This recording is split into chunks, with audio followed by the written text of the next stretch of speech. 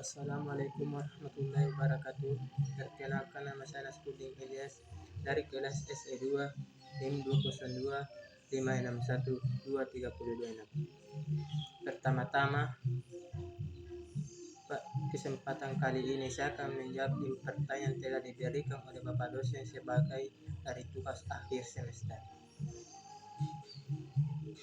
Tanpa berlama-lama lagi, mari kita mulai dengan pertanyaan pertama. Pertanyaan pertama adalah, jelaskan perbedaan ahlu rasyid dan ahlu hadis.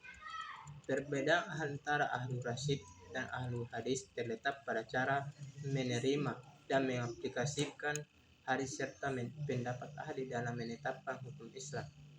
Ahlu rasyid lebih berorientasi pada pendapat ahli dan menggunakan rasyid, pendapat ahli, dalam menetapkan hukum, sedangkan ahlu hadis lebih berorientasi pada hadis dan berpegang pada syahir nas tanpa pernah mengkritisi cacatnya suatu nas.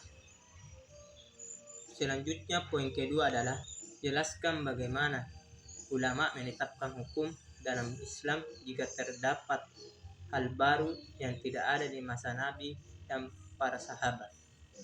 Ulama menetapkan hukum dalam Islam jika terdapat hal baru yang tidak ada di masa Nabi dan para sahabat dengan menggunakan 4 sumber hukum Islam yang telah disepakati para ulama, yaitu Al-Quran.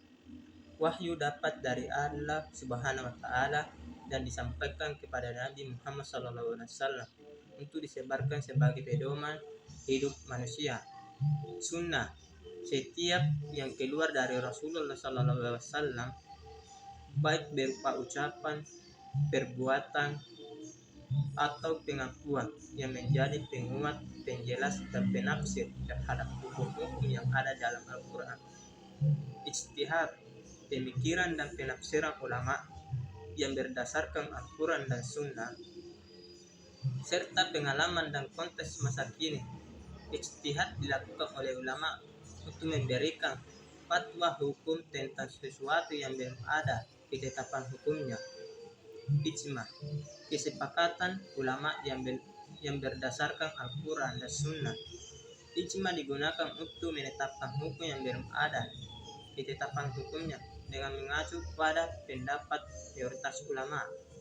Dengan menggunakan sumber-sumber ini, ulama dapat menetapkan hukum yang sesuai dengan ajaran Islam dan konteks masa kini. Poin ketiga adalah, jelaskan bagaimana penerapan syariat Islam di Indonesia. Penerapan syariat Islam di Indonesia dilakukan melalui beberapa cara. Pertama, pemeluk Islam harus mempelajari dan memahami kitab Al-Quran serta menjalankan sunnah Nabi Muhammad SAW. Kedua, pemerintah Indonesia dapat membuat hukum yang tidak bertentangan dengan syariat Islam, seperti undang-undang perkawinan dan undang-undang haji. Ketiga, penerapan syariat Islam di beberapa provinsi seperti Aceh telah diterapkan dengan cara yang harmonis dan tidak diskriminatif terhadap non-muslim. Namun penerapan syariat Islam di Indonesia juga menghadapi beberapa kendala seperti perbedaan pendapat dan keberagaman agama. Selanjutnya, poin keempat adalah, jelaskan apa yang dimaksud Islam Nusantara dan berikan contoh konsep Islam Nusantara. Islam Nusantara adalah konsep Islam yang berkembang di wilayah Nusantara atau di Indonesia, yang menekankan toleransi, keberagaman, dan budaya lokal, dan pemikiran, pemahaman, dan praktik Islam. Islam Nusantara tidak mengubah ajaran pokok Islam, tetapi menyesuaikan diri dengan budaya dan tradisi setempat. Contoh konsep Islam Nusantara adalah sebagai berikut. Islam Nusantara sebagai praktik. Islam Nusantara dipahami sebagai cara Islam yang dipraktikkan di Indonesia, yang menyesuaikan diri dengan budaya dan adat istiadat setempat tanpa mengubah ajaran pokok Islam. Islam Nusantara sebagai metode dakwah. Islam Nusantara dipahami sebagai metode dakwah yang menggunakan cara-cara khas yang telah berkembang di Nusantara, seperti melalui pondok pesantren dan pendekatan-pendekatan dapat diterima oleh masyarakat.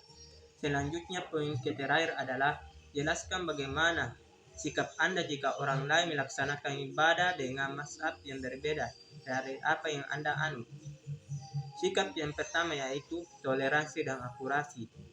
Saya harus menerima dan menghormati pilihan mazhab orang lain, serta memahami bahwa setiap mazhab memiliki kelebihan dan kekurangannya sendiri.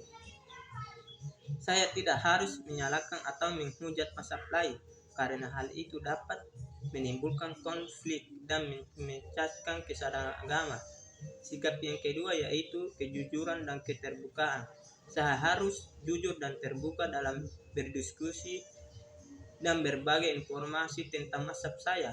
Saya tidak harus menutupi atau menghakimi mazhab lain, karena hal itu dapat menimbulkan kecurigaan dan ketidakpercayaan. Sekian dari saya. Assalamualaikum warahmatullahi wabarakatuh.